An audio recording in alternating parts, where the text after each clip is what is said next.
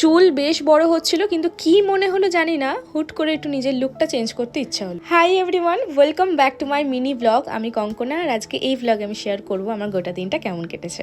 তো আমি প্রথমেই গেছিলাম হাবিবে চুল কাটতে, আর এখানে গিয়ে একটা ভুল করে ফেললাম। আমি বলেছিলাম যে এরকম লেন্থে কাটতে, ঠিক অপোজিট করে ফেলেছে।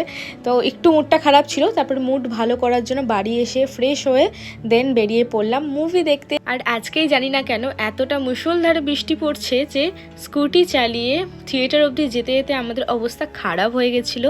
হুট করে বৃষ্টি বেড়ে যাচ্ছে, হুট করে কমে যাচ্ছে, ঠিক এরকম সিচুয়েশন ছিল। হাতিবাগানে তো একটাই ভালো থিয়েটার আছে, যেটা হলো আমার পছন্দের স্টার থিয়েটার। আর ওখানে গিয়ে আমরা একটা বাকেট পপকর্ন নিয়েছি, যেটার সাথে কোল্ড ড্রিঙ্কস ফ্রি ছিল।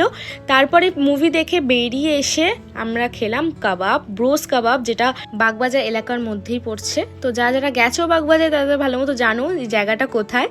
আর তারপরে রাত্রিবেলা ডিনার হিসেবে আমি স্যুপ খেয়েছিলাম, কারণ এখন একটু ডায়েটে রয়েছি, তাই একটু খাবারটা ব্যালেন্স করে চলার চেষ্টা করছি।